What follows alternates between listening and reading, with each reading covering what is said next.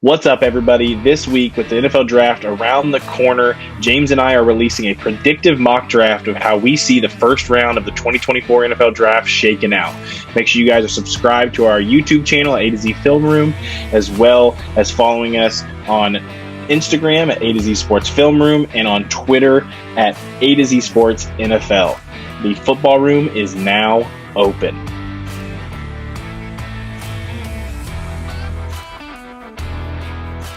Welcome back, everybody. The football room is now open. It is NFL draft week. The wait is over. We have done it. My name is Destin Adams. I am a Colts beat reporter and NFL draft analyst with A to Z Sports. Join with me, as always, is the man with the plan on this channel, James Foster. James, man, how you doing? Doing good. Had enough quarterback discourse for a lifetime in the past couple months. Yeah, hey, who needs to draft a quarterback when you can just trade for Zach Wilson like the Broncos did, though, right? True. I mean, why take a quarterback in the first round? Younger than Bo Nix. Hey, see, more upside. You just take the stabs where you can for a late pick swap like they did. But that beats drafting a guy at 12. But we are going to be jumping in to our final prediction on the 2024 NFL draft class in the first round, where James and I will be performing a first round mock draft, simulating the entire draft. James is going to get to do the odds, and I am going to get to do the evens. So we're just going to jump right in here. James, with the first overall pick in the 2024 NFL draft, who do the Bears select? You know, when I think about a quarterback to lead your franchise, what is the most important thing? And it's winning football games. And I just don't think that you can deny J.J. McCarthy's winning record over his college and high school career. But no, I'm just kidding. I'm going to go with Caleb Williams, first overall. Pretty much a slam dunk pick. Really no need to add too much additional evaluation to it. It's been thoroughly discussed up to this point. Yeah, I mean, this has been written in pen for multiple months. I feel like after the combine, you were able to even go over that pen with Sharpie if you wanted to. This pick has been done, signed, sealed, and delivered for quite a while now. The Bears didn't even do a lot of work on the other quarterbacks in this class, so they trade Fields away, and Caleb's kind of been their guy from the jump, it feels like. So we're going to get to number 2 here, and just a reminder, this is what we think happened. This is a prediction mock draft, not what we would do. So while I've been hyping up Drake May this entire draft class, and that's who I think the Commanders should take, who they actually select here is going to be Jaden Daniels, quarterback out of LSU. It feels like that's where the smoke is for this selection. That feels like who it's going to end up being. And while I like May, and I believe May is the better prospect, there's a lot to like with Jaden Daniels, a guy who can extend plays outside the pocket really well, coming off a very productive season at LSU, shows what he's able to do with top-tier receivers.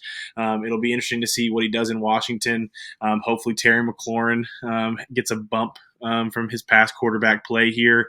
Not what I would do, but what I think ends up happening. Yep, and that sets everything up perfectly for the Patriots to grab Drake May, who I feel like is clearly one of the 2 best quarterbacks. I think, the idea that he's this massive project has been way overblown. He's got some imperfections with his footwork and ball placement, but a player that pretty much carried UNC's offense to being at least competent the past 2 years, really. So I think another slam dunk pick for the Patriots at 3rd overall. Yeah, I mean, I think the Cardinals could do a lot of things here, but in the end, we know their GM is a wheeling and dealing guy. I think the Vikings get aggressive. I think they move up to get their quarterback here. So I'm going to have the Cardinals trading pick 4 to the Vikings, and we're going to do 11, 23, and a 2025 first going to Arizona here. I think they'll probably offer that trade to each team in the top 3. I just don't think a team is going to move off the pick. So whether it's Arizona, whether it's the Chargers, I feel like one of them is going to end up moving it. We're going to have the Vikings moving up and taking J.J. McCarthy, quarterback here. McCarthy's been a draft riser this cycle for sure. Was projected to be a second round pick before this whole started. But I think the upside is there. His youth obviously is going to be really, really enticing to multiple people. And just the fact that Michigan just did not allow this guy to utilize his full skill set. I think the Vikings like him, and I think the Vikings are going to do what they can to go get him. It's funny, the first mock draft I ever did, like they're all what I would do mock drafts. That's actually as high as I've ever had JJ McCarthy in a mock. I've kind of had the opposite experience of a lot of people where the more I watched him, the less I liked him. So yeah, it's funny. I started off kind of high on JJ McCarthy and his upside, and I've definitely cooled off on him throughout the process. Fifth overall, we've got the Chargers, and there's a lot of speculation about offensive line potentially. I still think that with the players that are on the board and just the black hole that they have at the receiver position, you've got Marvin Harrison Jr. staring you in the face. I don't think Jim Harbaugh is going to turn that down. So I'm going Harrison for the Chargers. Yeah, if Harbaugh can just close his eyes, make the selection, and not think about the helmet he wore in college, I think Marvin Harrison would be a great selection there. Give Herbert a reliable receiver one to work with. Obviously, Keenan Allen's in Chicago. Mike Williams is in New York with the Jets. So they got to find a difference maker somewhere there. And I think Harrison makes a lot of sense for the Chargers. Going to pick 6 here with the Giants, another team that can consider offensive line. But I think they missed out on the top 4 quarterbacks. I think they have to figure out ways to utilize Daniel Jones in the current because they have to. So I'm going to have them select Malik Neighbors out of LSU. I think Neighbors and Odunze are really close as prospects for me, but I think Neighbors is going to be a better fit for what Daniel Jones wants to do specifically. I think Neighbors is going to allow Jones to make plays out of the pocket a little bit more. He's going to work in the middle of the field a little bit more than Odunze does. And I think in the end, it's just a better fit for the current and whenever they decide to finally move off of Daniel Jones. Titans at 7, dream scenario, stacking up for them, and they're going to take Joe Alt and get their left tackle of the future. Not really sure what they should do if Joe Alt goes earlier than 7. I think Odunze would probably be the most likely outcome, but I could definitely see them reaching for one of the second tier tackles. Yeah, I mean, if I was the Titans and Alt's off the board, honestly, it depends on how you view the tackle class, because a trade back from 7 to get some more assets, I like this tackle class a lot. I don't think the drop off from Alt to the second guy is that huge, but if Alt is their guy, obviously take him. But if he's off the board, I think a trade back would make a lot of sense for Tennessee there. I agree. So up next here, we have Atlanta. Some reports coming out today that it's likely they could lose some draft capital because of some tampering with Kirk Cousins. So I think they're going to get proactive here. We're going to have another trade here. The Falcons are going to trade back, and they're going to trade back with Arizona, who just got pick 11 from the Vikings. And we're going to have the Cardinals move up. We're going to have the Cardinals send 11. We're going to have them send a second. So we're going to go ahead and do their second round pick. And I think that would be enough to go 3 spots for sure. It might take a little less, but just to get it done here. And then the Cardinals are going to move up, and they are going to select receiver Rome Odunze. They didn't take the receiver at 4 and Marvin Harrison that a lot of people may have wanted them to, but they land Rome Odunze, who I think is going to be a great target for Kyler Murray if it went this way. Yeah, I like that trade up. So we got the Bears at 9, and I honestly think I'm buying the smoke that Byron Murphy could be the top defensive player off the board. I think that his tape, I think, is more impressive this past season than Dallas Turner. Turner has probably a little bit more upside athletically, just with his length and speed. But Byron Murphy, super explosive. I think he's going to be a 3 tech of the future for the Chicago Bears, which they've been trying to find. I know they invested in some mid-round defensive tackles last year, but I think that Murphy is just in a completely different league as a prospect to them. Yeah, I mean, if the board falls like this, I know Matt Eberflus well from his time in Indianapolis. I think a disruptor on the interior would probably trump the second edge rusher. So I think Murphy over Dallas Turner is a good shot there, and probably likely could happen if the board fell this way. For the Jets at 10, a lot of smoke that they could bypass tackle after their moves this offseason, maybe take a guy like Brock Bowers. I still think offensive line needs to be the priority here. You have an aging Aaron Rodgers, and you're going to go as far as he takes you, coming off of that Achilles tear. I'm going to go ahead and have them take Talise Fuaga out of Oregon State. Fuaga can play tackle, but also projects well at guard. So while you may not need a tackle day one now after your free agency acquisitions, you can start Fuaga at guard for now. Tyron Smith is not getting any younger on the outside there. So whether that's a 1 year or 2 year deal that ends up working out for him in the Jets, you have Fuaga, who could be the tackle of the future, but can also start at guard day one. Yep, I'm kind of warming up to Fuaga a little bit. I was finishing up the rest of his tape, and like two of I think his most impressive games I hadn't watched, Arizona and Utah. I thought like he showed kind of the opposite of a lot of my concerns with his pass protection, the ability to mirror pass rushers in both gaps, and then like playing with independent hands and a little bit more patience to protect the outside. Yeah, I'm a little bit more intrigued by Fuaga than I was a week ago, and might end up bumping his grade up a little bit. At 11, we've got the Falcons, and gonna go with the chalk pick, even though it's not happening at 8 like it is in most mock drafts, but they're still gonna get Dallas Turner at 11. If he can just come up with a go-to move, a go-to way of winning with his hands, you've got a guy with true top 5 potential. But it is, maybe not a project, but it's a little bit of a there's some development that needs to happen with Dallas Turner. Yeah, when you look at the edge rushers, I mean, I think you're either having to ask yourself, do you feel more comfortable having to work with Dallas Turner a little bit in sense of his pass rush moves, or are you more comfortable with Leatu Latu's medicals? I think those two are the best fits if Atlanta goes edge rusher here.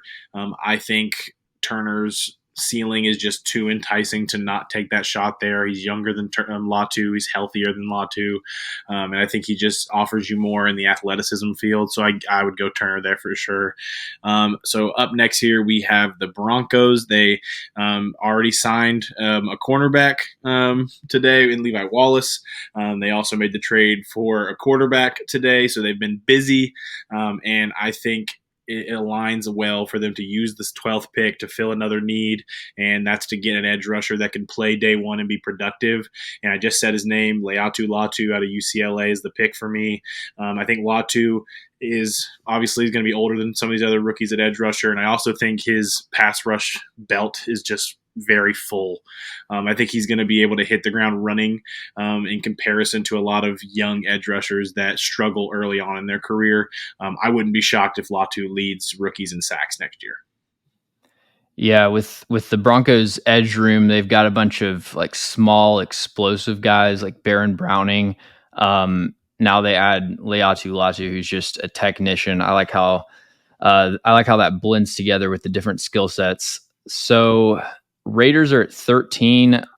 I still think that tackle, offensive line in general should be their priority. And I feel like Troy Fautanu out of Washington is going to be their pick. Someone that you've got to reel in technically a little bit and get him to play more under control, but really violent and crafty hand usage, showed some of the mobility and slide quickness at the combine that I felt like he was lacking at times on tape. And I think that he's a tackle. I think like the Fautanu tackle versus guard conversation is interesting because I feel like he's a tackle more so because of where I think he would struggle if he moved inside. Like his biggest issue to me is dealing with bull rushes and anchor. And, I don't think that that's something that's going to get easier moving inside. But he's got the range, I think, to play tackle either side. Yeah, Faltanu might be my favorite offensive lineman in this class. He didn't grade out as the highest, but I think his potential at both tackle and guard are really enticing. And I think he's a guy that's just going to start his career off very fast, and I think he can start at either spot. I agree. I think I would start him at tackle over. I think the value at getting him at left tackle also here at 13 is just way significantly more. Something the Raiders should consider, and then guard. But I like that pick there. And we're going to continue the run of offensive linemen here at pick 14. The Saints have had some tough luck in the offensive line in recent drafts, and they still need to figure out that just anchored left tackle. And I think finding a guy like Fashanu here out of Penn State, falling to 14, had some medical flags that kind of forces him down the board here, was looked at as a surefire top 10 pick early in this process. The medical concerns, as well as just some other guys just rising their stocks, I think hurts him a little bit. I still think he's a very talented pass blocking offensive tackle, and I think that is a guy that the Saints could definitely benefit from adding to their room. Yep. Let's see. 15, we got the Colts. And, I think if I was doing this, I would be tempted to go with like Brian Thomas Jr. or maybe one of the corners. But I do see how Brock Bowers sitting there kind of sticks out on the board. Give Anthony Richardson a target over the middle of the field. I actually like a lot of the young tight ends that the Colts have on their roster, but they haven't really been able to put it all together, whether it's consistent play or injuries. Still a Jelani Woods believer, but Brock Bowers, I think, is someone that can line up all over the formation and has a really high floor as a pass catcher. Yeah, I mean, if Bowers is there at 15, I think most fans in Indianapolis are going to be standing on top of tables in anticipation, waiting for the pick to be announced. But I think that fits really well. The Colts run a pretty heavy RPO system. I think Bowers is a guy that is going to excel in that type of offense for sure. Giving Anthony Richardson a surefire guy on third downs to look for, having Josh Downs and Brock Bowers to kind of work the middle of the field, be able to be a quick route winning duo there, should help the Colts increase their third down conversion rate a ton. So that'll be exciting to see if that went that way. Going to Seattle here, we've already seen two edge rushers come off the board, and I keep circling Seattle as another spot that I think a third can come off. So we're going to go ahead and go Jared Verse out of Florida State. I think there's a good argument that can be made that Jared Verse is probably the safest of these three edge rushers. We talked earlier, you have some risk with Turner having to develop his pass rush moves a little bit. There's some risk with Latu's health, obviously. I think Jared Verse is a three-down guy, can impact the run game, impact the pass game. I don't think he has as high of a ceiling as a pass rusher as those other two guys, but there's no doubt in my mind that this guy can impact the game on either end of the spectrum there. So he's a guy that's going to play three downs in Seattle on day one, and I'd expect him to be a pretty impactful rookie. Yep, I had versus my edge one initially, and then just kind of revisiting the tape and thinking about upside, ended up moving him down a little bit just because I don't think he's that bendy around the corner, but what he can do as far as pushing the pocket and just flattening people as a bull rusher, he's got the kind of power profile that I think is going to lend to early success in the NFL. The Jags at 17. Jags are tough because they've got some investment at the receiver position, but I still feel like they're really lacking in speed on the outside.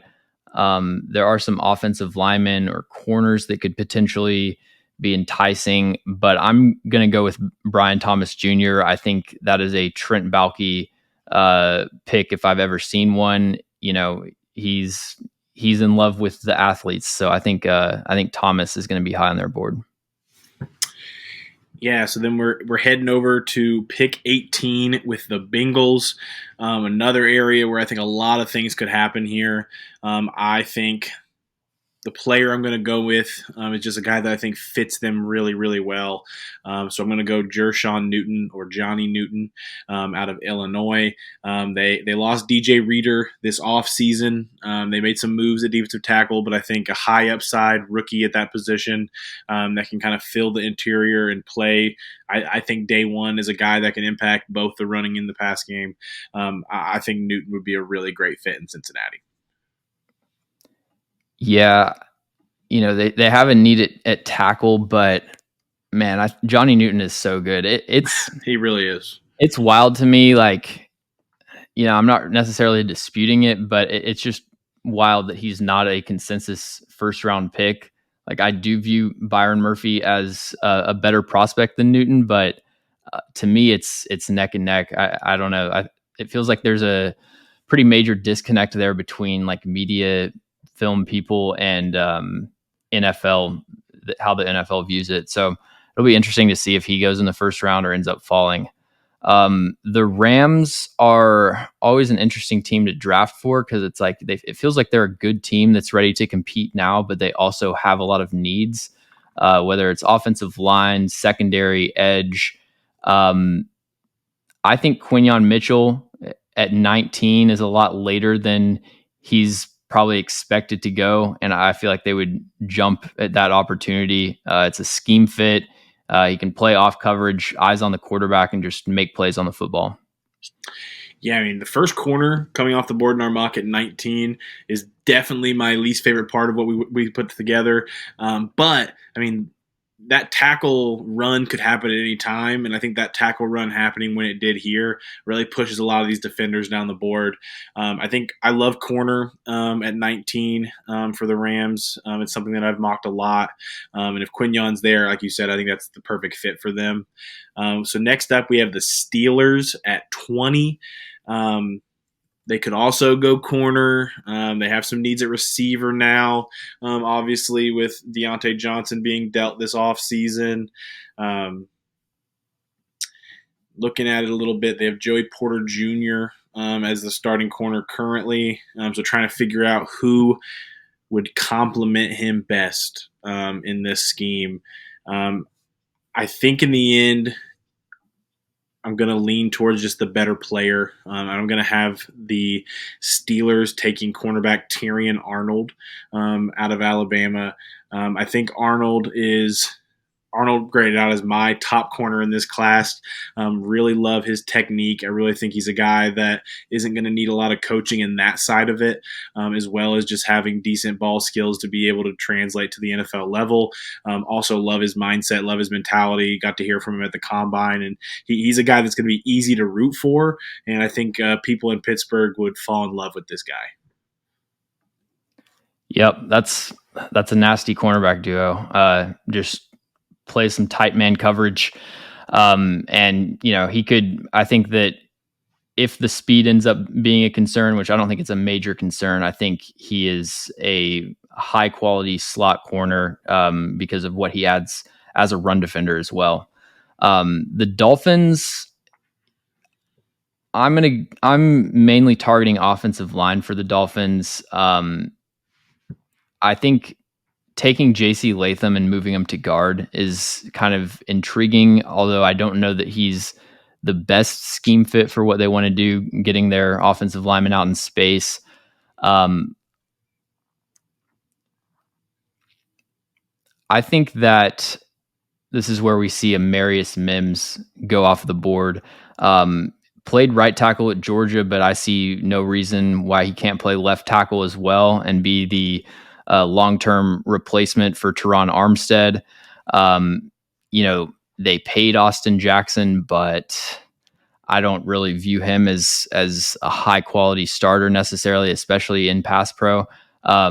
So yeah, I think Amarius Mims is someone that can come in and doesn't necessarily have to play right away. He could follow a similar trajectory as his former teammate Broderick Jones, and sit and develop for a little while. If Teron Armstead gets injured, he can slide into the lineup. But he's got the upside, and I just think like where he is now as a player of a top 10 pick, but just having such a limited amount of tape and then the injury concerns, I understand why a team would be more hesitant to take him early in the first round. Yeah, I mean, this time last year, any way too early mock draft, you saw Amarius Mims getting mocked in like the top 5, top 10 of this year. Obviously, the injury causes some things. Some other guys raising their stock has caused him to drop a little bit. But this is a talented guy. I think he's one of the guys that has a high floor and a high ceiling in this class. It'll be interesting to kind of see what that line looks like in Miami. Like you said, I mean, Terran Armstead already kind of looked like he was on his way to retirement this last year. He's going to play another year, but there's no guarantees long term. So I think that'd be a great pick for Miami there. Philadelphia is on the clock now. Lots of places they could go. And my favorite, and this is one of my favorite landing spots for a player that fan bases have, for whatever reason, are not a fan of their team taking. And that's Cooper DeJean out of Iowa. I'm going to go ahead and lock that pick in. DeJean's a guy that can play corner, can play safety. I think in this defense, you'll probably see him line up in the nickel quite a bit, as well as being able to drop back a little bit in the box role. I also love the idea of him being able to play with Gardner Johnson, a guy that is a little bit similar as that hybrid type player, learning from a vet like that, and being able to mold his game a little bit in that way. I think this would be a great landing spot for DeJean, who also offers some high upside as a returner. Yep, I like that fit. The Cardinals, so let's see. Arizona took Rome Odunze, 8th overall, addressed the need at receiver. They could use edge rusher, interior O-line, could definitely use a corner. This is another one where I'm tempted to take J.C. Latham and play him at guard. And looking at the board, for me, it's between Latham, Barton, and Wiggins. And I'm going to go Latham and make him a full-time guard. Down the line, if like Jonah Williams doesn't work out and you want to, move Paris Johnson, J.C. Latham around, I think he still has some upside and versatility as a tackle. But, you move him inside and he's got a little bit less space to cover as far as mirroring inside counters. I think he's got all the potential in the world. Yeah, Latham offers a lot of upside. I love his ability in the run game. Moving him in to be a little bit of a mauler on the inside will be interesting. I still think long-term tackle's the best spot for him, but I agree with you that they have some options if a guy like Jonah Williams doesn't work out. So I like the pick there for Arizona after the trade back. Next up, we have Dallas, a team that just was pretty quiet this offseason, had a lot of holes kind of open up on their roster. They probably would have liked for some of these tackles, these top tier tackles, to make their way down to them.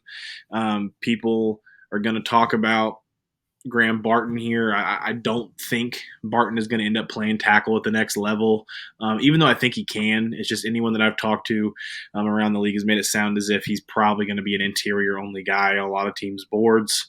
Some people would talk about Tyler Guyton. I really just cannot see taking Guyton this high, which is starting to cause some fit things here. So I'm going to go a little bit out of the box. I'm going to keep a Texas kid at home, and I'm going to have the Cowboys go Adonai Mitchell out of Texas, putting him on the outside with CeeDee Lamb, and they're going to use day 2 to attack the tackle class that I think is really talented and will have some starting options there for them. I don't think at their next pick, a guy like Adonai Mitchell or a receiver similar of that would work to be there for them. I think CeeDee's ability in the middle of the field to do things after the ball gets in his hand is huge. You get a guy like Adonai Mitchell to throw on the outside to be a little bit more of the big play type area down the field. I like the fit between those two. Adonai Mitchell obviously has had some concerns come out here recently that could push him down the board, but I'd like his fit in Dallas. Yeah, man. I think George Pickens is probably the closest comp I've seen for AD Mitchell, but like the CeeDee Lamb comp, people push back on it, but when you watch the way that they move and can cut horizontally, get in and out of breaks, like there are real similarities just as far as movement skills. So that's a dynamic receiver room right there. For the Packers, I feel like this is a pretty easy pick. I'm going to take Graham Barton, move him to center, and replace Josh Myers. Like you said, I think he has guard versatility as well, but I don't really see him playing tackle in the NFL. And I think that Rasheed Walker at left tackle could be a player that you look to upgrade, but I don't view that as a pressing need. He actually, did some okay stuff last year. So, Graham Barton is the kind of player that they like, whether it's Elton Jenkins, Zach Tom, guys that can play a bunch of different positions. The next up, we have the Buccaneers. The Buccaneers are always an interesting one when I'm going through mocks for them, just because there's so many options on there that you could go with. One of my favorite guys to mock to them is still on the board. I really like the fit at corner, so I'm going to go ahead and go Kool-Aid McKinstry out of Alabama here. They traded away Carlton Davis to the Lions this offseason. I think getting a guy that has the ability, I think with Kool-Aid, he's been kind of pigeonholed as this high floor, low ceiling prospect, and I don't really see that on tape. Like, I really do think this guy offers you a lot of upside, and with the right defensive mind, hopefully like a guy like Todd Bowles that can use him and mold him in a way to help him reach his potential. I think this is a guy that can be a number one corner on an NFL team. So I'm going to go ahead and lock in Kool-Aid McKinstry and let the Buccaneers figure out how to use him.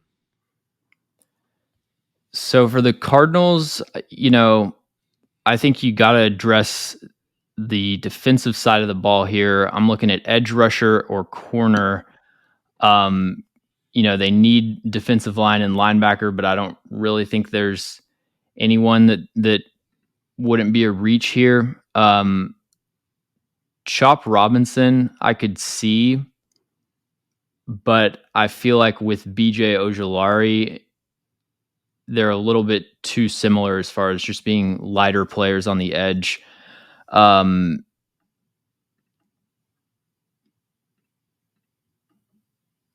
going to say that this is the Darius Robinson landing spot. Somebody that can play inside and out, very technically proficient pass rusher, doesn't have that just elite speed to scream around the edge, but he can go through you. He can go around you with his hands, and he's a rock in the run game. So pretty high floor player, as long as you can figure out what his long-term position is going to be. Yeah, so next up we have the Buffalo Bills. Obviously made news this offseason, trading Stephon Diggs away after some fun social media drama back and forth there. They saw a lot of the top receivers come off the board. This board would not have gone how they would have liked to. They probably would have liked to trade up for one if they could. But one of the players that I think is really intriguing to them, that some may say is a little bit of a reach here, but I'm going to go Georgia receiver Ladd McConkey. Looking at the fact that Josh Allen helped Cole Beasley earn a second-team All-Pro in his career, and what they were able to do together, input Ladd McConkey into that type of role. And I think Ladd has a more diverse route tree. I think Ladd has a significantly higher ceiling as a player. I think it still opens the door to where they can add another receiver on day two, hopefully a bigger body that they can play on the outside. McConkey can play in the slot. He can play on the outside in that Z-type role.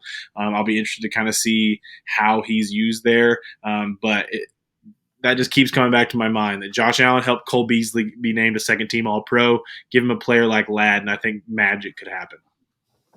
Yep, I like that. Ladd McConkey's a player where I kind of just like his fit in every scheme. For the Detroit Lions, they traded for Carlton Davis.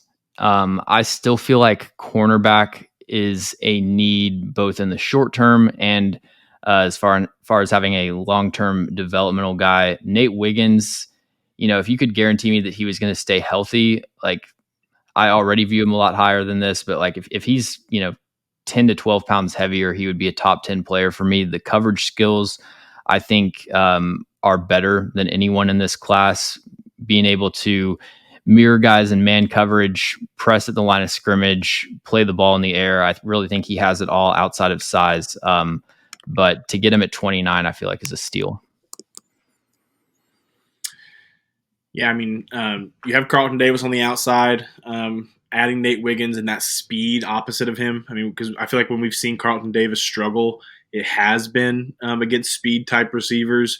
I mean, we've seen Tyreek Hill do a lot of nasty things to a lot of cornerbacks, but if you throw on Tyreek Hill's tape against Carlton Davis, it's probably illegal in some states. So I like the fit there for sure with Wiggins ending up in Detroit. Next up here, we have the Baltimore Ravens at pick 30. This is one of the areas that I think could make a lot of sense for if any of those corners fall. Obviously, they all go a little bit earlier than they would have liked here. I think offensive line is obviously something to consider. I think this is a good spot for Chop Robinson if they decide to go that way. But in the end, I think this is probably one of those options that a guy like Tyler Guyton, who I wouldn't take in the first round, probably could come off the board. The Ravens have a need on the offensive line. Guyton offers you a very high upside option on that. I think he could struggle early on, so I think fans are going to have to timmer their expectations for him. But I think a offense like Baltimore will be able to help get the most out of him. So I think Tyler Guyton would be the pick here for Baltimore. I agree with that pick. Yeah, I'm a little bit higher on Tyler Guyton than you, but definitely lower on him than the consensus and probably the NFL. I think there's a lot of work to do there. So, what do we think about quarterbacks and a team trading up for a quarterback potentially? It doesn't seem to me like Bo Nix is the type of player that would go in the first round, but could you see Penix, a team trading up for Penix or something? I don't know.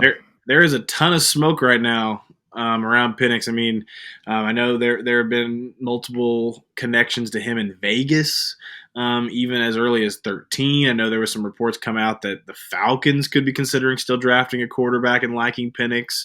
So I definitely think if a fifth guy is going to come off the board, at least all of the tea leaves that have been going out there, it's Penix. It would just all be about who that team is and which team in the end of that first would probably want to trade out. But getting that fifth-year option makes a lot of sense. So if we did the Raiders trading up, they send 44 and 31, and I'm just doing this in the calculator live. Mm-hmm. So if they send 77, yeah, I mean, you can 44 and 77 for 31 is a little bit. The Raiders are giving a little bit more, but the 49ers could maybe give back like 132. The details as far as later round picks are not super important for a first round mock, but yeah, we'll do that. Force the trade. Raiders come up and take Michael Penix Jr. Really good arm strength, made a lot of incredible throws. His top 10 throw playlist probably stacks up with Drake May and Caleb Williams. The accuracy I think is not as consistent as a lot of people credit him for, and older player with injury history. So I'm probably not taking him in the first round, but I can definitely see coaches and GMs being enticed by that. Yeah, I mean, especially when you're in that division and you're in the AFC in general. The Raiders are having to play Mahomes twice a year. They're having to play Herbert twice a year. So figuring out a way to get a guy in that room. I mean, Gardner Minshew was signed there as a free agent. Obviously, he can start in the early. I wouldn't view Aiden O'Connell as a long-term development option personally after what we saw last year. I think Michael Penix would make a lot of sense. And if the Raiders land him or any other team land him, the first thing you should do to excite yourself as a fan is go watch Penix's stats and highlights against Texas in the college football playoffs, because that was by far his best collegiate game. And if you can get anywhere near the accuracy that he displayed in that game, I think someone's going to be very happy when it's all I said and don't done. I don't think any quarterback in this class had a better game than Michael Penix against Texas, honestly. So I like, mean, I think the only quarterback in the last few drafts you could put up to in comparison is like Stroud against Georgia. Like, yep. I mean, that tape was pretty amazing as well. But yeah, I Especially mean, because especially that one, because he showed exactly the things that people were wanting to see from like the rest of his tape, this doing stuff out of structure and, avoiding pressure. So yeah, I mean, like those are the two, I think, most impressive performances in recent memory. oh yeah, for sure. So then last up here, we have the Kansas City Chiefs. I think a lot of the guys that their fan base probably would want this pick to be the most came off the board. So you're not going to get one of those top receivers that they're probably having their eyes on, especially with the Rashee Rice situation looming. You'd like to get a receiver. I don't like the value there as much as other positions. I think they can land a receiver in round 2 still, and be able to use them effectively, especially with a guy like Mahomes. I think a better option would be for them to swing on a tackle here. I think there's multiple solid options. Jordan Morgan out of Arizona, Kieran Amgajai out of Yale. Again, don't know if I messed that name up. Apologize if I think it's Amageji. Amageji out of Yale is another guy that I think could be considered here. I'm a big fan of Kingsley out of BYU. I think the guy that would probably fit Kansas City the best of those three, and I think has the best shot of hearing his name in the first round, though, is Jordan Morgan out of Arizona. A little bit of flexibility options there. Could play tackle, can play guard. I think he ends up playing tackle for Kansas City. Yeah, that makes sense. And just to give the Panthers a shot here at 33 before I enter in that Yeah. pick, we can do one for them. I think that so they added Deontay Johnson. I feel like the pick for the Panthers at 33 would be Troy Franklin. So Franklin's interesting. I don't know if you saw it earlier today. There was an interview that happened with Xavier Legette, and Legette like openly told the reporter in this that Carolina's told me if I'm on the board at 33, they're taking me. Like that's what he said Really, openly. I didn't see that. Um, and Legette, South Carolina, South Carolina guy. Obviously, I like his fit with the Deontay Johnson. I have Troy Franklin ranked as my higher receiver than Legette, but I think Legette or a Keon Coleman are the two receivers that I would lean more towards fitting Deontay Johnson and what Bryce Young are going to do more so than I would Franklin there. And that Legette interview is also just in my head now of the Yeah, I fit of just him I there. just looked that up. Yeah, I mean, I've I've heard a lot of players say that like teams told them Oh they yeah. were going to pick them somewhere, so it's not 100% Oh, of for course. sure. But yeah, I would definitely change that probably to Leggett then, I guess, based on that. So we got the Chiefs going Jordan Morgan, and Panthers are going to go Xavier Leggett at 33. There we go. But make sure you guys let us know in the comments where we were wrong, where we were right, which picks you loved, which picks you hated. And just to settle a past episode that you guys checked out, how many defenders did we end up coming off the board here in the first round?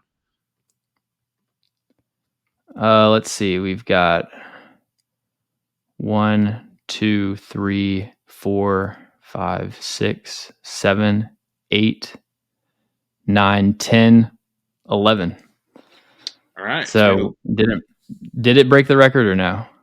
So 19 is the record. So that would have meant if we had 11, yeah, that breaks the record. That means we had 21 offensive players come off the board there. Yep. Yeah, so we had 21 offense, 11 defense. Just to name a few defenders that we didn't have go. Looking here, Chop Robinson falls out of the first round in ours. He's gotten some love in the first round by a lot of people. Marshawn Nealand. Yeah, Marshawn Nealand, who's gotten some hype here recently, is a guy that didn't go in our first round. But yeah, not a whole lot of names. So already after doing this mock draft, do I feel a little worse about my not that offensive player record breaking? But appreciate everybody for tuning in this week. Can't wait for the draft on Thursday, 8 p.m. Eastern Standard Time. We have some exciting stuff that are going to be happening that week as well. We'll have some reactions to that post-draft. But make sure you guys are tuning in each week. Make sure you guys are subscribed to the A to Z Film Room channel. And we will be back next week.